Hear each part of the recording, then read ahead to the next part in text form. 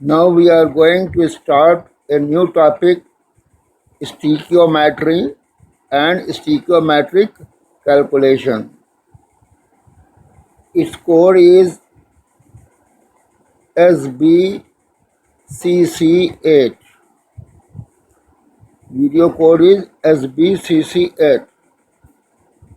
Before we go in detail about stoichiometry, we must have basic idea about the following topics like chemical change and chemical reaction, chemical equation and balanced chemical equation, stoichiometric equation and stoichiometric coefficient. अब हम एक new topic stoichiometry और stoichiometric calculation का start करने जा रहे हैं some basic concept of chemistry unit में। और इस वीडियो लेक्चर का कोड है SBCC8 का कोड है SBCC8। स्टोइकियोमेट्रिक कैलकुलेशन और स्टोइकियोमेट्री एंड स्टोइकियोमेट्रिक कैलकुलेशन को जानने के लिए हमें ज़रूरी है कि हमें नीचे लिखे ये टॉपिक्स के बारे में कुछ थोड़ी जानकारी होनी चाहिए। जैसे पहला टॉपिक है chemical change and chemical reaction, chemical change and chemical reaction. दूसरा टॉपिक है केमिकल इक्वेशन। तीसरा टॉपिक है बैलेंस्ड केमिकल इक्वेशन। चौथा टॉपिक है stoichiometric equation and stoichiometric coefficients. इनके बारे में पहले हमें जानकारी चाहिए, इसलिए हम केमिकल चेंज और केमिकल इक्वेशन के बारे में पहले जानकारी लेंगे, फिर chemical change and chemical reaction के बारे में पहले जानकारी लेंगे, फिर हम केमिकल इक्वेशन के विषय में जानकारी लेंगे और फिर हम बैलेंस केमिकल इक्वेशन के विषय में जानेंगे कि क्या है, और फिर उसके बाद हम लेंगे स्टोइकियोमेट्रिक इक्वेशन और स्टोइकियोमेट्रिक कोएफिशिएंट के बारे में जानकारी लेंगे। उसके बाद हम स्टोइकियोमेट्री और स्टोइकियोमेट्रिक कैलकुलेशन की डेफिनेशन देंगे। Chemical change and chemical reaction. Now we talk about the chemical change and chemical reaction. When a species may be molecule or ion having definite chemical composition is changed into a new species, molecule or ion having a new chemical composition, this change is called as chemical change, and the reaction showing this change is called as chemical reaction. A species with definite chemical composition are called as reactant, and a species with new chemical composition are called as products. Reactants are written in the left hand side of chemical reaction and products are written in the right hand side of chemical reaction. Two or more than two species having definite chemical composition, that is reactants, can be changed into one or two species having a new chemical composition, that is product. This change will also be a chemical change, and the reaction showing this change will also be a chemical reaction. Chemical change और chemical reaction, जब एक species यानी molecule भी हो सकता है या ion भी हो सकता है और इसकी एक डेफिनिट केमिकल कंपोजिशन हो, हो जाए, एक दूसरी नई स्पीशीज में चेंज हो जाए जिसकी बिल्कुल, चाहे वो मॉलिक्यूल भी हो सकता है और आयन भी हो सकता है, और उसकी बिल्कुल न्यू केमिकल कंपोजिशन हो, तो इस चेंज को हम केमिकल चेंज कहते हैं। और वो रिएक्शन जो इस केमिकल चेंज को शो करती है उसको हम केमिकल रिएक्शन कहते हैं। स्पीशीज जिसकी डेफिनिट केमिकल कंपोजिशन होती है उसको हम रिएक्टेंट कहते हैं, और वो स्पीशीज जिसकी न्यू केमिकल कंपोजिशन होती है उसको हम प्रोडक्ट कहते हैं। रिएक्टेंट को हम केमिकल रिएक्शन के लेफ्ट हैंड साइड में लिखते हैं और प्रोडक्ट को हम केमिकल रिएक्शन के राइट हैंड साइड में लिखते हैं। दो या दो से ज़्यादा स्पीशीज जिनकी डेफिनिट केमिकल कंपोजिशन होती है, यानी रिएक्टेंट आपस में रिएक्ट कर सकते हैं और एक या दो न्यू केमिकल स्पीशीज दे सकती है, यानी प्रोडक्ट दे सकती है। इस चेंज को भी हम केमिकल चेंज कहते हैं और वो इसको भी मैं एक रिएक्शन से दिखाते हैं जिसको हम केमिकल रिएक्शन कहते हैं। अब हम केमिकल रिएक्शन और केमिकल चेंज को समझाने के लिए कुछ एग्जाम्पल्स लेंगे। तो सबसे पहले एग्जाम्पल 1 है यहाँ पर।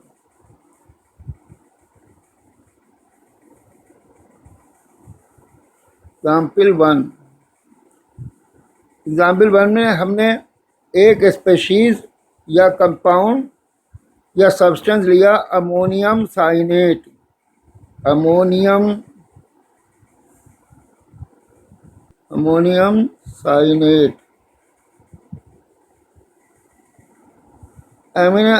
साइनेट की ये केमिकल कंपोजिशन है NH4CNO, ये इसकी केमिकल कंपोजिशन है। जब हमने अमोनियम साइनेट को हीट किया तो ये एक न्यू केमिकल स्पीशीज में चेंज हो गई जिसको हम कहते हैं यूरिया। इसकी केमिकल कंपोजिशन है NH2CONH2।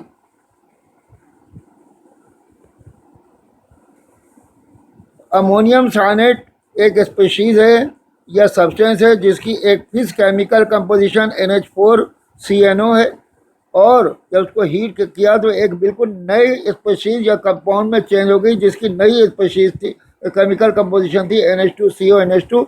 तो फिर इस चेंज को हम केमिकल चेंज कहेंगे।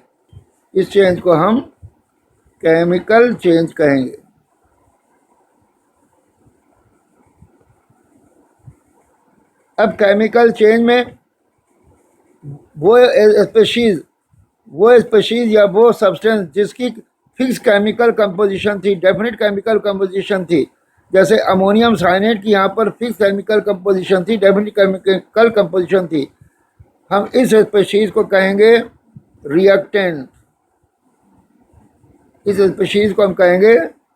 रिएक्टेंट। और जो चेंज होने से हमको मिल रही है दूसरी नई केमिकल स्पीशीज मिल रही है, यानी यहाँ पे यूरिया मिल रहा है जिसकी बिल्कुल नई केमिकल कंपोजिशन है, इसको हम कहेंगे प्रोडक्ट। और इस चेंज को जो केमिकल रिएक्शन शो करेगी, इस चेंज को जो रिएक्शन शो करेगी उसको हम कहेंगे केमिकल रिएक्शन।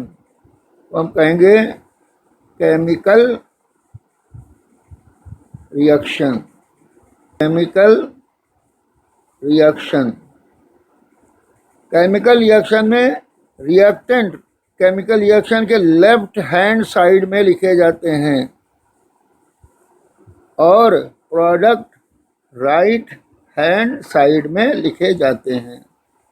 अब अगर कोई दो ऐसी स्पीशीज या कंपाउंड या सब्सटेंस जिसकी फिक्स केमिकल कंपोजिशन है आपस में रिएक्ट करें और एक से ज़्यादा ऐसी स्पीशीज या कंपाउंड या स्पीशीज दें जिनकी बिल्कुल नई केमिकल कंपोजिशन है, तो इस चेंज को भी हम केमिकल चेंज कहेंगे। इसको हम इस तरीके से दूसरी एग्जाम्पल से दिखा सकते हैं। एग्जाम्पल 2,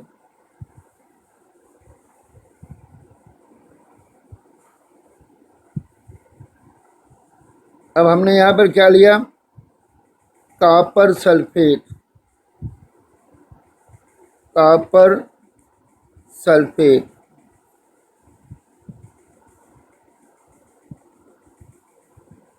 इसका केमिकल फार्मूला है, केमिकल कंपोजिशन है CuSO4। फिर इसको जिंक से रिएक्ट कराया, इसका केमिकल फार्मूला Zn है। तो हमें यहाँ क्या मिला, हमें मिला जिंक सल्फेट। इसका केमिकल फार्मूला ZnSO4 है और साथ में कॉपर अलग हो गई यहाँ पर। इसका कॉपर का केमिकल फार्मूला Cu है। तो ये चेंज भी केमिकल चेंज कहलाएगा। इस चेंज को भी हम केमिकल चेंज कहेंगे।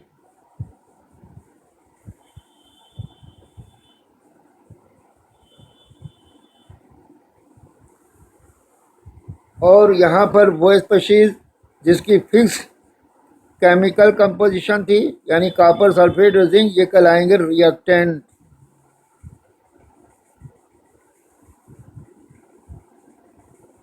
और इन आपस में रिएक्शन से जो हमें नई स्पीशीज मिली, यानी जिंक सल्फेट और कॉपर मिला, इनकी नई केमिकल कंपोजिशन थी, इनको हम कहेंगे प्रोडक्ट। वो रिएक्शन जो इस केमिकल चेंज को शो करेगी वो कहलाएगी केमिकल रिएक्शन। ये होगी हमारी पूरी chemical reaction.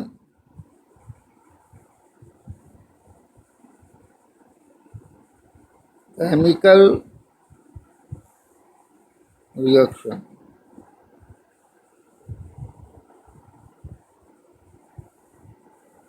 Now we will talk about chemical equation. That chemical reaction in which reactants and products are written in the form of their chemical formulas is called as chemical equation. अब हम chemical equation के बारे में बात करेंगे। तो वो chemical reaction जिसके अंदर रिएक्टेंट और प्रोडक्ट उनके केमिकल फार्मूलाज के फॉर्म में लिखे जाएं, ऐसी केमिकल रिएक्शन को हम क्या कहते हैं? केमिकल इक्वेशन कहते हैं। अब इसको हम समझाएंगे एग्जाम्पल्स से। Examples,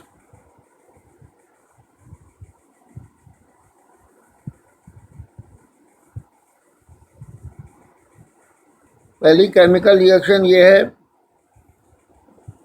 ammonium साइनेट।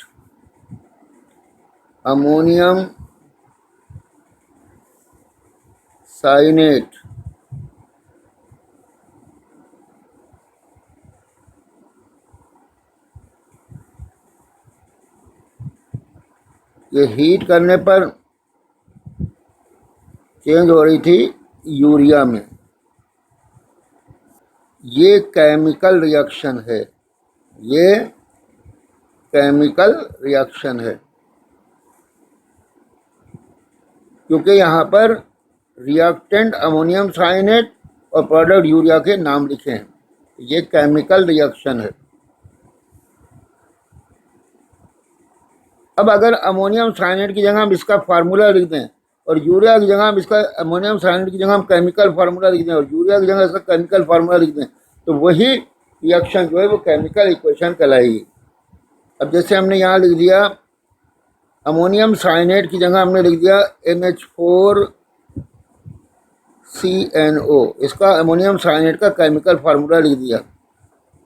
और यहाँ पर यूरिया का भी केमिकल फार्मूला लिख दिया NH2CONH2,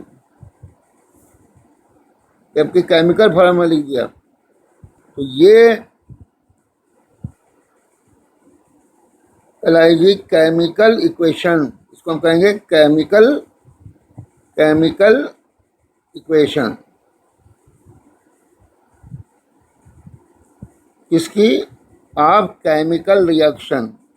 ये इस केमिकल रिएक्शन की ये केमिकल इक्वेशन है। एग्जाम्पल नंबर 1 थी ये। एग्जाम्पल नंबर 2 लिखा कॉपर सल्फेट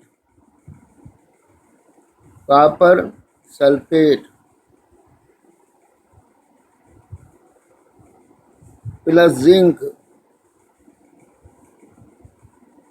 हमने लिखा यहाँ पर जिंक सल्फेट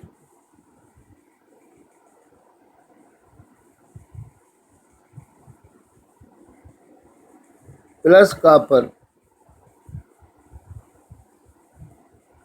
तो ये केमिकल रिएक्शन है, ये केमिकल रिएक्शन है। क्यों? क्योंकि यहाँ पर रिएक्टेंट्स और प्रोडक्ट्स के यहाँ पर नाम लिखे जा रहे हैं, copper sulphate, zinc, zinc sulphate, copper. ये केमिकल रिएक्शन है।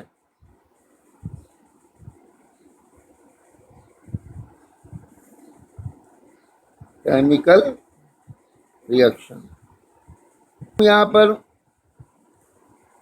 रिएक्टेंट के नाम की जगह उनका केमिकल फार्मूला लिखते हैं, यानी कॉपर सल्फेट की जगह कॉपर सल्फेट का फार्मूला लिखते हैं CuSO4, और जिंक की जगह Zn लिखते हैं, और जिंक सल्फेट की जगह ZnSO4 लिखते हैं, और कॉपर की जगह Cu लिखते हैं।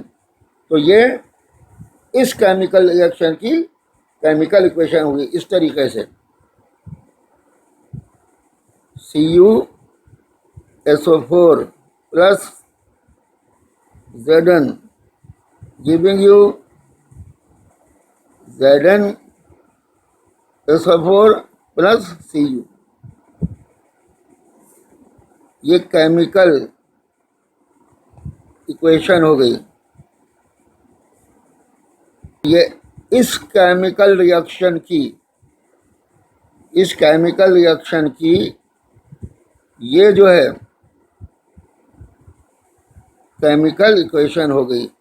ये इस केमिकल रिएक्शन की केमिकल इक्वेशन हो गई, बैलेंस्ड केमिकल इक्वेशन।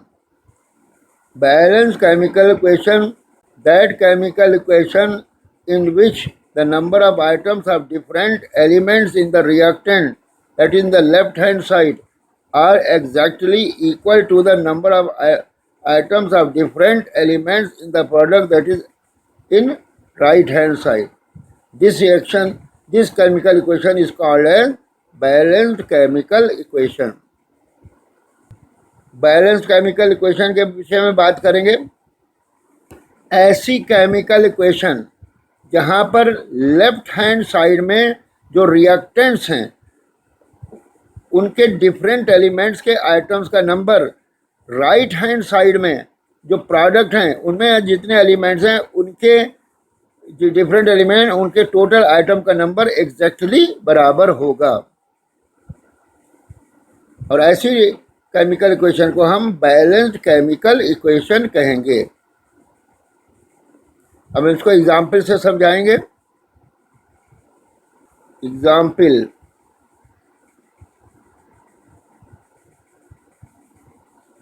वन, सबसे N2 plus 3H2 giving you 2NH3। यहाँ N2 और H2 लेफ्ट हैंड साइड में रिएक्टेंट हैं और 2NH3 राइट हैंड साइड में प्रोडक्ट है। तो ये हमने लिख दिया इधर लेफ्ट हैंड साइड, और इधर लिख दिया हमने राइट हैंड साइड। अब यहाँ दो एलिमेंट के आइटम है, एक तो नाइट्रोजन एलिमेंट का आइटम है और हाइड्रोजन एलिमेंट के आइटम है। तो लेफ्ट हैंड साइड रिएक्टेंट में नाइट्रोजन के आइटम 2 हैं, हाइड्रोजन एलिमेंट के आइटम 6 हैं। तो राइट हैंड साइड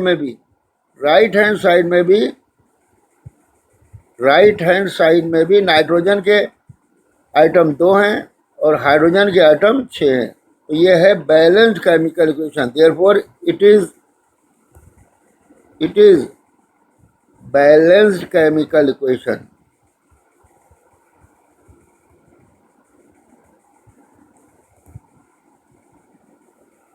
एग्जाम्पल 2,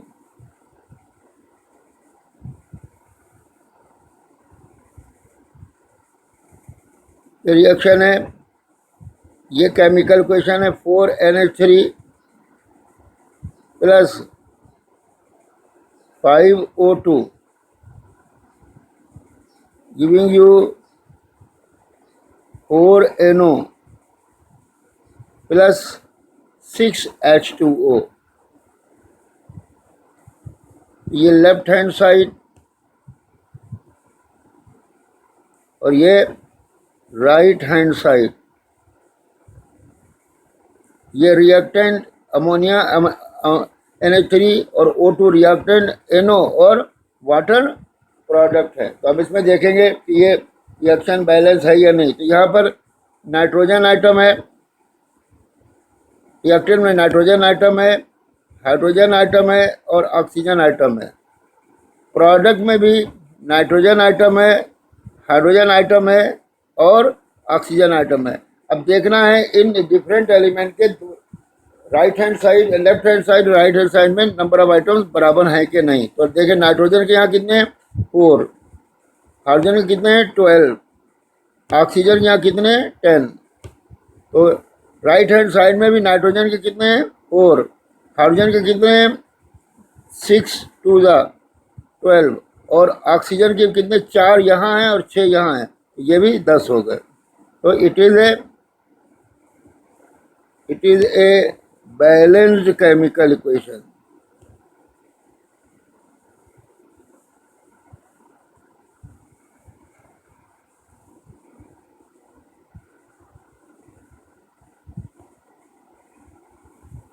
इसी तरीके से एग्जाम्पल नंबर 3 लेंगे। Example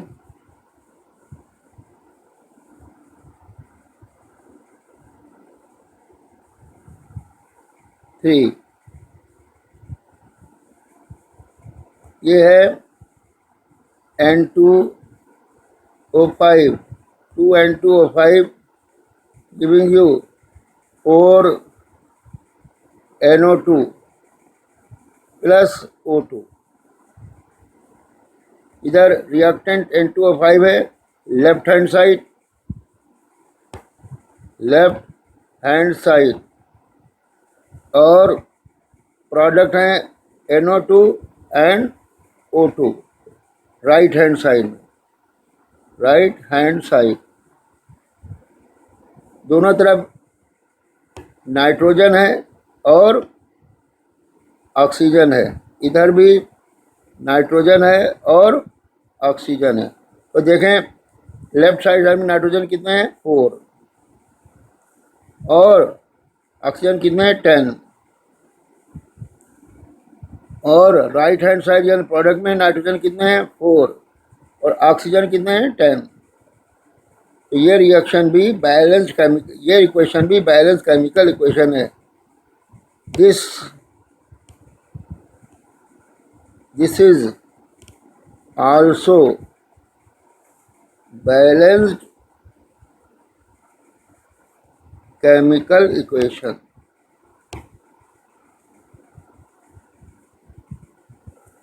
Stoichiometric equation and stoichiometric coefficient.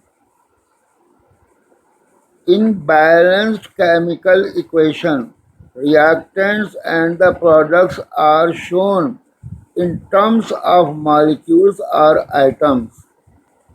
If in balanced chemical equation, reactants and products are shown in terms of moles or mole items, then balanced chemical equation will be called as stoichiometric equation. And the number of moles of atoms of the reactants, number of moles or mole item of the reactant and product will be called as stoichiometric coefficient. अब हम स्टीकियोमेट्रिक equation और स्टीकियोमेट्रिक coefficient के विषय में बात करेंगे। किसी balanced chemical equation में रिएक्टेंट्स प्रोडक्ट्स को मॉलिक्यूल्स या आइटम्स के फॉर्म में दिखाया जाता है। अगर इसी बैलेंस्ड केमिकल इक्वेशन में रिएक्टेंट और प्रोडक्ट को मॉलिक्यूल्स या आइटम्स की स्थान जगह पर हम उसको मोल्स या मोल आइटम में रिप्रेजेंट कर दें तो वही बैलेंस केमिकल इक्वेशन जो है वो स्टीकियोमेट्रिक इक्वेशन कहलाएगी। और उसके अंदर रिएक्टेंट प्रोडक्ट के जितने मोल का नंबर होगा वो उसका कहलाएंगे स्टीकियोमेट्रिक कोएफिशिएंट। इसको हम कुछ एग्जाम्पल से समझाएंगे। एग्जाम्पल 1,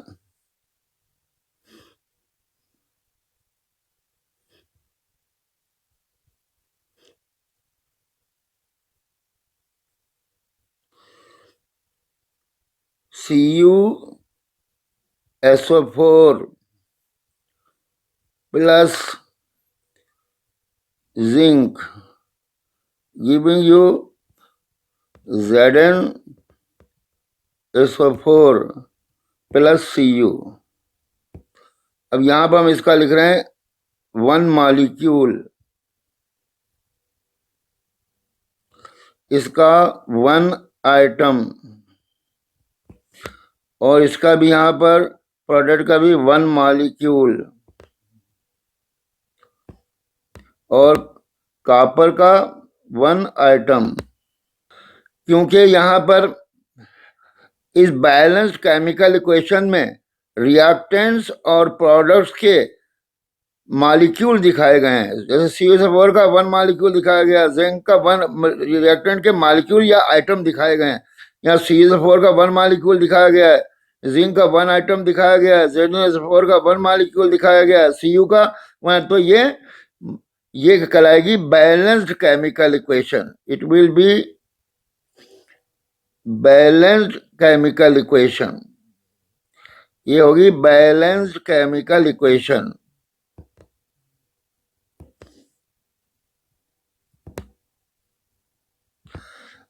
अब अगर इसी इक्वेशन में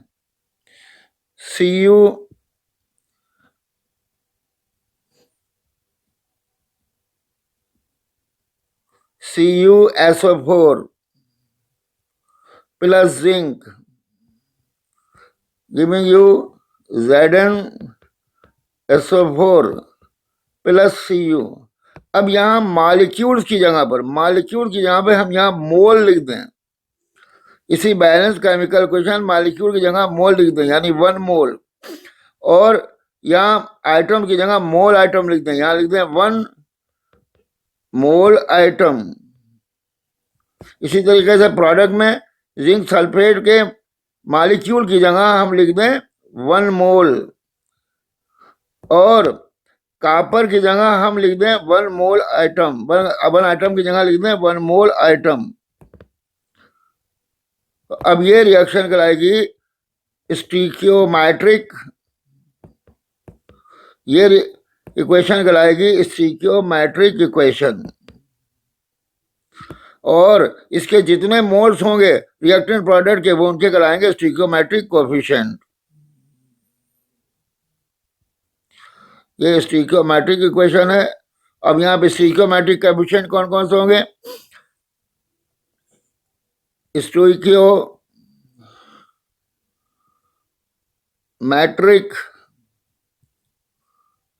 coefficient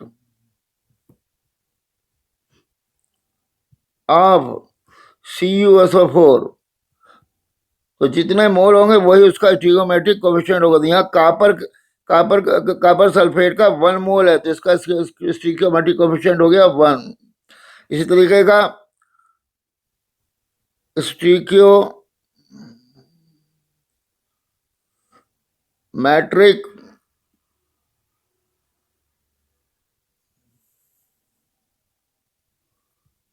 coefficient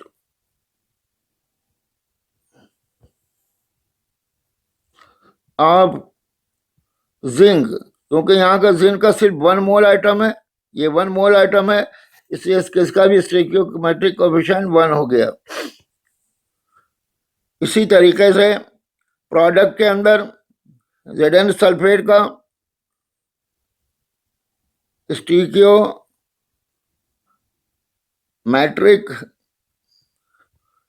coefficient of zinc sulphate, यहाँ इसका 1 मोल है, तो इसका ये हो गया स्टीकियोमेट्रिक कोएफिशिएंट 1 होगा। जितने नंबर ऑफ मोल्स या मोल आइटम्स होंगे किसी भी रिएक्टेंट या प्रोडक्ट के, वही उसका स्टीकियोमेट्रिक कोएफिशिएंट होगा। इसी तरीके से स्टोइकियोमेट्रिक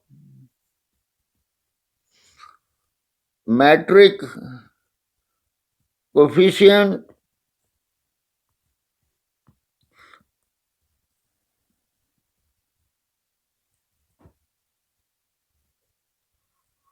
स्टीकियोमेट्रिक कोएफिशिएंट ऑफ कॉपर यहाँ भी कार्बन का 1 मोल आइटम है, इसलिए ये हो गया 1। एग्जाम्पल 2,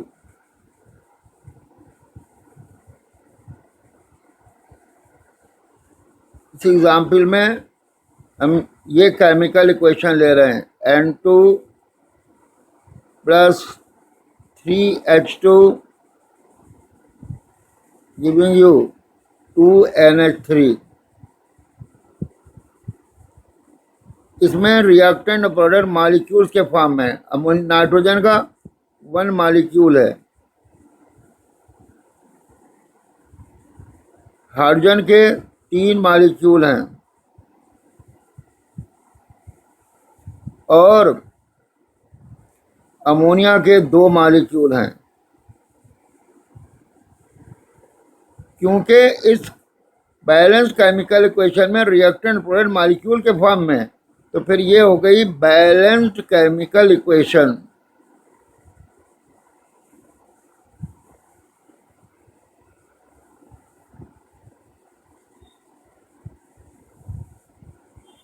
ये हो गई बैलेंस्ड केमिकल इक्वेशन। अब इस बैलेंस केमिकल इक्वेशन को हम इस तरीके से भी लिख सकते हैं, N2 plus 3H2 giving you 2NH3। अब अगर इस बैलेंस केमिकल इक्वेशन में हम मॉलिक्यूल्स की जगह मोल लिख दें, मॉलिक्यूल की जगह मोल लिख दें, यानी नाइट्रोजन का 1 मोल लिख दें, हाइड्रोजन के 3 मोल लिख दें और अमोनिया के 2 मोल लिख दें, तो फिर ये स्टीकियोमेट्रिक केमिकल इक्वेशन स्टीकियोमेट्रिक इक्वेशन हो जाएगी इस तरीके से। अब ये हमने लिखा 1 मोल, इसके लिखे 3 मोल और इसके लिखे 2 मोल। ये हो गई स्टीकियोमेट्रिक इक्वेशन। और यहाँ पर रिएक्टेंट और प्रोडक्ट के जितने मोल्स होंगे वो उनके स्टीकियोमेट्रिक कोएफिशिएंट कहलाएंगे। तो यहाँ नाइट्रोजन का स्टीकियोमेट्रिक कोएफिशिएंट हो जाएगा 1, हाइड्रोजन के 3 मोल हैं तो हाइड्रोजन का स्टीकियोमेट्रिक कोएफिशिएंट हो जाएगा 3, अमोनिया के 2 मोल है तो अमोनिया का स्टीकियोमेट्रिक कोएफिशिएंट हो जाएगा 2। इस तरीके से स्टोइकियोमेट्रिक कोएफिशिएंट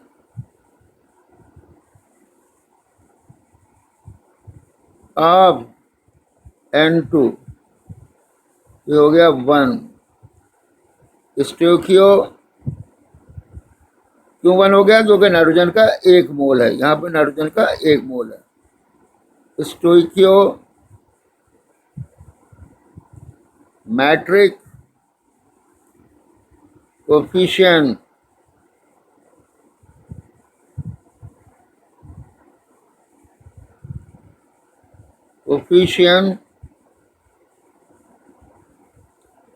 ऑफ H2 हो गया 3, क्योंकि यहाँ पर इसके 3 मोल हैं हाइड्रोजन के। इसी तरीके से स्टोइकियोमेट्रिक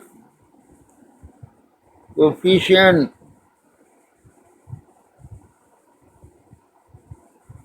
ऑफ NH3 कितने हो गए? NH3 के 2 मोल हैं तो ये हो गया 2। एग्जाम्पल 3। अब एग्जाम्पल 3 में हम एक और स्टीकियोमेट्रिक इक्वेशन की, बैलेंस्ड स्टीकियोमेट्रिक इक्वेशन की एग्जाम्पल ले रहे हैं। ये रिएक्शन इस तरीके से है, 4NH3 plus 5O2 giving you 4NO plus 6H2O।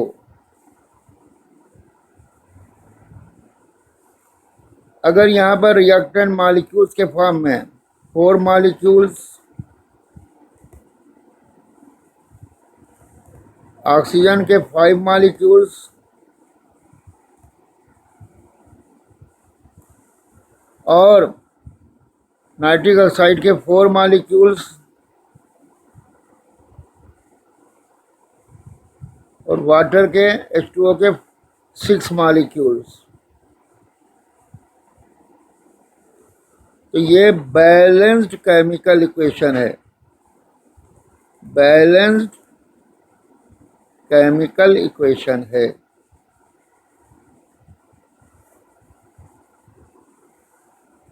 ये बैलेंस्ड केमिकल इक्वेशन है।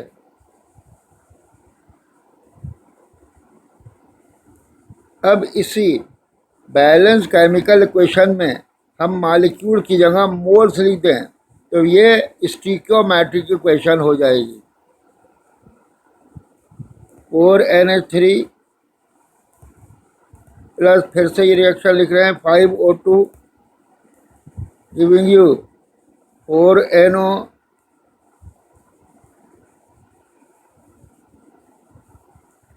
Plus 6H2O।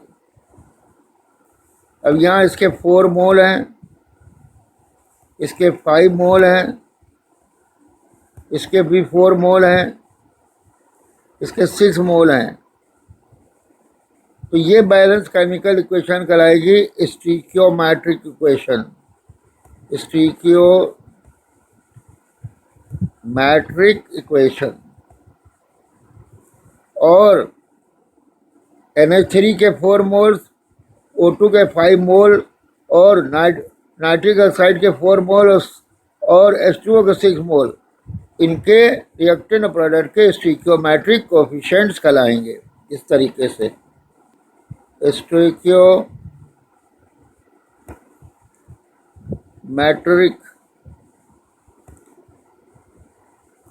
Coefficient of NH3 4 stoichiometric coefficient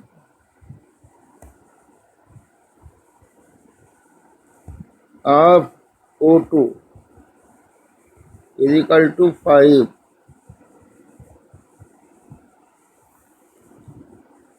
stoichiometric coefficient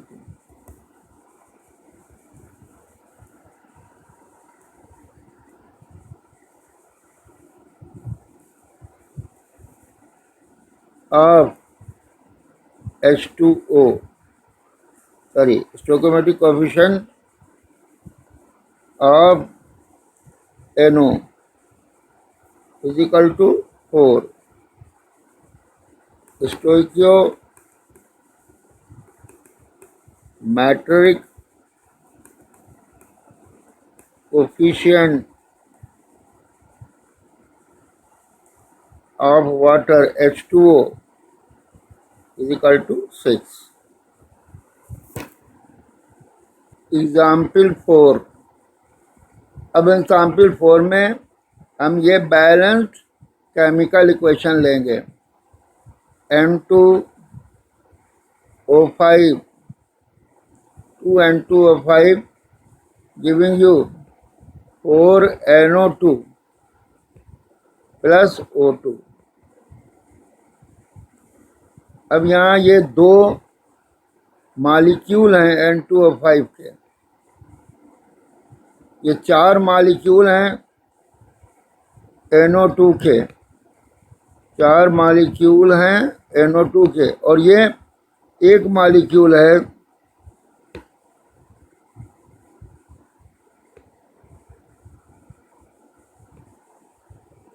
molecule है O2 का। तो ये फिर बैलेंस्ड केमिकल इक्वेशन है, बैलेंस्ड केमिकल इक्वेशन है। अब अगर इस बैलेंस केमिकल इक्वेशन में हम मॉलिक्यूल की जगह मोल्स लिख दें तो ये स्टीकोमेट्रिक इक्वेशन हो जाएगी इस तरीके से, N2O5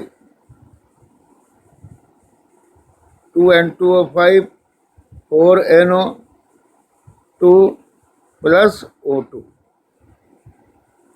अब यह N2O5 के हम 2 मोल लिख दें और NO2 के 4 मोल लिख दें और ऑक्सीजन का 1 मोल लिख दें, तो ये फिर स्टीकियोमेट्रिक इक्वेशन है। तो फिर N2O5 giving you 4NO2 and O2 stoichiometric equation है, और NO2 के 2 मोल N2O5 के 2 मोल, NO2 के 4 मोल और ऑक्सीजन 1 मोल, इनके स्टीकियोमेट्रिक कोफिशिएंट कहलाएंगे इस तरीके से, स्टीकियोमेट्रिक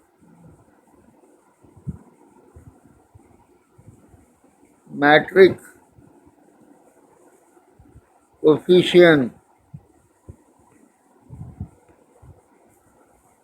of N2O5 is equal to 2।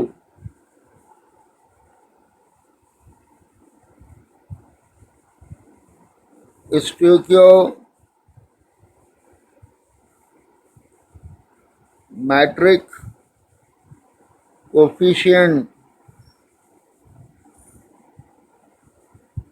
of NO2 is equal to 4। Stoichiometric coefficient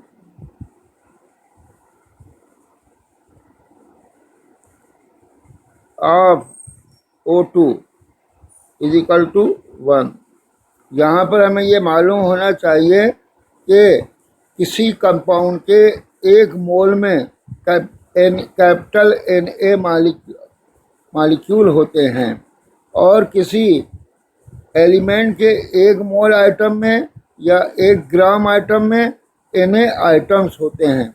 Na की वैल्यू होती है 6.02 10⁻23 और इसको हम एवोगाड्रोस नंबर कहते हैं। इसी तरीके से किसी कंपाउंड का 1 मोल का वेट, उसका मालिकुलर वेट या मालिकुलर मास होता है ग्राम में। जैसे 1 मोल सल्फ्यूरिक एसिड का वेट कितना होगा, उसका मालिकुलर वेट होगा ग्राम में, यानी 98 ग्राम। 1 मोल कार्बन डाइऑक्साइड का वेट कितना होगा, यानी उसका मालिकुलर वेट होगा ग्राम में, यानी 44 ग्राम। इसी तरीके से 1 मोल आइटम का वेट जो होता है उसका एटॉमिक वेट होता है ग्राम में। 1 मोल आइटम का वेट, किसी एलिमेंट के 1 मोल आइटम का वेट, उसका एटॉमिक वेट होता है ग्राम में। जैसे 1 मोल आइटम सोडियम का वेट क्या हो गया, उसका एटॉमिक वेट हो गया ग्राम में, यानी 23 ग्राम। इसी तरीके से 1 मोल आइटम आयरन का वेट क्या हो गया, उसका एटॉमिक वेट हो गया ग्राम में, यानी 56 ग्राम। और ये बात भी हमें यहाँ पर याद करनी है कि 1 मोल किसी गैस का 1 मोल STP पर या NTP पर 22.4 लीटर वॉल्यूम घेरता है, यानी 1 मोल CO2 का वॉल्यूम STP या NTP पर कितना होगा, 22.4 लीटर। ये सब हमें बातें याद रखनी है जब हम न्यूमेरिकल प्रॉब्लम्स करेंगे ऑन स्टोइकोमेट्रिक कैलकुलेशन पर न्यूमेरिकल प्रॉब्लम्स करेंगे, तो ये सब बातें हमें याद होनी चाहिए।